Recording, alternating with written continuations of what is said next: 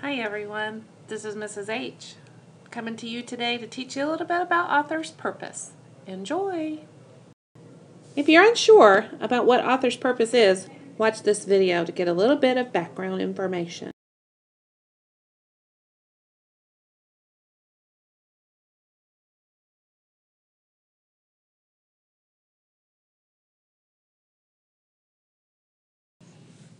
Alright, here we go guys. What's it called when the author expresses his opinions and views? I'll give you a second to guess. How many of you guessed B? If you guessed B, point of view, you are correct. The next one, number 2. All of the following are 3 main reasons why an author writes a story, except which one? Inform, persuade, entertain, to make sure the reader enjoys what he or she is doing. Of course, the answer would be D. Even though that's probably one of their goals, that's not exactly a good answer here. So now we're going to actually practice identifying the author's purpose with number 3. Read the following passages and answer the question. Number 3. Lisa always looked forward to the fall because of the Harvest Festival. Of course, she loved the rides, but she really enjoyed the shows. This year would be the best. Lisa had a special opportunity to perform in the talent show. What is the author's purpose here? To entertain, to persuade, to inform, or create a mysterious mood. If you said A, entertain, you would be correct. It's just a little entertaining story. Nothing really else going on there in that one. So if you chose A, you are correct. Number 4. What do you do with aluminum cans? Do you throw them in the trash or do you recycle when you are finished with them? At the rate we are filling our landfills, we will not have anywhere else to put our trash. If you recycle, you will help the environment. The next time you throw away your Coke can, think about putting it in a recycling bin. Your effort will help save your community. So the author's purpose here is to A, entertain, B, persuade, C, inform, D, create a mysterious mood. What do you think?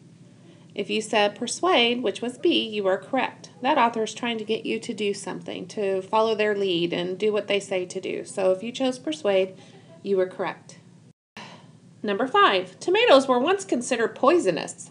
Some brave people finally took a bite of tomatoes, and they survived. Now we use tomatoes in our salads and sandwiches. Do you ever use tomato sauce or ketchup? These products are made of tomatoes. If it weren't for these brave individuals, you might not be able to enjoy ketchup with your French fries. Again, the author's purpose, A, entertain, B, persuade, C, inform, D, create a mysterious mood. Hopefully you never picked D, because that's kind of a goofy answer. The author's purpose there was C, to inform. Hopefully you chose that one. That was just an informational writing piece. Number 6. The impressive eagle is a national symbol in the United States for patriotism and freedom. Because the bald eagle was once hunted for sport, it's on the verge of extinction. If you kill a bald eagle, you go to jail. You can go to jail, excuse me. Unfortunately, the bald eagle still may become extinct. What's the author's purpose there? A, entertain, B, persuade, C, inform. If you chose B, it could be correct. So could C. This is an informational piece, but with some of the writing in there, it may persuade you to not hunt eagles. Mostly this is an informational piece, so C would be a really great answer, but B would not necessarily be wrong. So we'll let you have either one of those answers to be correct. Okay, number 7. It's a new one. We're not just trying to find the author's purpose here. We're going to have to answer a question on what the author actually believes. So you might see something like this on the map test, where more than just, hey, what's the author's purpose? You might have to go a little deeper and actually answer some different types of questions. So number 7, most people think that gorillas are mean, but they're actually shy. It seems that such a huge animal with very large teeth would be aggressive. Hollywood movies help convey this image of a scary, ferocious gorilla. In fact, gorillas only attack if they're provoked. However, gorillas usually don't have to fight other animals because of their impressive size. So this time, we want to know what the author believes. So does the author believe that A, gorillas are misunderstood as vicious animals, B, gorillas are mean animals, C, gorillas don't like other animals, or D, gorillas communicate well with other animals? So again, we are kind of thinking about the author's purpose here, but why would the author write this? What do you think? I'm going to give you a couple seconds to make your decision. If you chose A, gorillas are misunderstood as vicious animals, you would have been correct. Even though it says that they can be mean, the main goal of this writing piece was to let you know what the author believed. So they had some facts in here, some informational things, but they also wanted you to kind of get the idea that they are a misunderstood animal.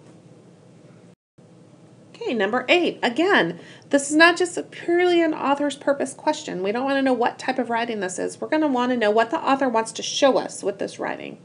Number 8. This was Kathy's first babysitting job. She was so excited, but she was really nervous. Kathy's parents made her attend a babysitting workshop before she could babysit her neighbor's 5-year-old son, Matthew. Kathy knew this was a lot of responsibility, but she thought she was ready. Kathy marched confidently to Matthew's house and waved goodbye to Matthew's parents. It seemed as soon as his parents left, Matthew fell and hit his chin on the coffee table. Without panicking, she remembered what she learned in her babysitting class and applied first aid. So what does the author want us to know here? The author wants to show that A, Matthew should not run in the house. B, Kathy is ready to babysit. C, Kathy needs to attend more babysitting workshops. D, coffee tables can be dangerous. So again, not just purely an author's purpose, but what does the author want us to get from writing this? Is it that coffee tables can be dangerous? Well, yeah, they can, but that's not why they wrote this. So I'm going to give you a second to decide. I marked one off for you already as a possibility. So if you chose B, you would be correct. So Kathy, when the kid got hurt, she applied first aid, and that's what she learned in her babysitting class. So she is ready to babysit. She doesn't need more babysitting workshops. Obviously, Matthew should not run in the house, but that's not the reason the author wrote it. He or she wrote this to let us know that Kathy was ready to babysit. Okay, number 9 and 10. It says here that Ted, the school reporter, interviewed both candidates for the school election. In his column on the school election, he printed his interview with the 2 candidates. The following selections were taken out of the school newspaper. First letter. Do you want to be the best class president for your school? If so, please vote for Marco Rodriguez. I'm a responsible candidate who will work hard to make our school a better place. Vote for Marco this coming Tuesday.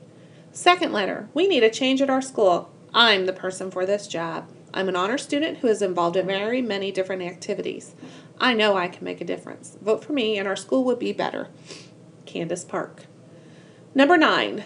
Ted mentioned the 2 candidates in his article because, or why? Why did he mention both? A, he thought Candace Park was a better candidate. B, he was friends with Marco. C, his teacher told him to. Or D, he wanted to give both candidates an equal opportunity. So again, we're not talking about what type of author's purpose here. We just want to know why he mentioned both candidates. If you chose D, you would have been correct. He wanted to give both candidates an equal opportunity to say what they wanted to. Now, I know on your part of this slideshow, 10 got left off for some reason. So here's number 10. This is the last question. Ted believes that, remember Ted was the reporter, does he believe that A, Marco should be president? B, Candace should be president? C, all students should vote? Or D, the students should know the candidates' views? Again, if you chose D, he wanted to let both students have their views heard or seen by the readers. So he was being a fair writer or a fair editor in this instance. So hopefully, us going through this together will get you ready for the next step, which is some work that you're going to do on your own to show us what you've learned about author's purpose and author's point of view. And perspective is another word that we would use for that. Hey guys, before we go on and do a little bit of practice on your own, I just wanted to share with you a couple of things that you might see in some questioning about author's perspective or point of view or author's purpose when you come across it in your reading and maybe have some questions to answer about it. So the first one would be, what is the author's perspective in this article? Again, that's the author's point of view. Like, what are they thinking? What are they trying to get across? The next one, what does the author use to get her point across? Again, that's her point of view or his point of view. In the author's opinion, what should be done to, again, that's the author's perspective. The blanks that you're seeing are possible things that could be put in there to ask the question. What does the blank represent in this section? What does the speaker in the poem, that's again an author's purpose.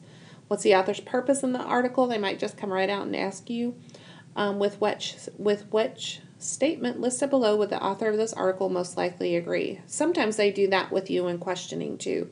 So they would be like, if we think about the last one that we looked on the last page where it was 2 candidates for a school office, we could maybe say the author agrees that both candidates should have an equal say or a fair chance to say what they wanted to in the article. So you might see something like that.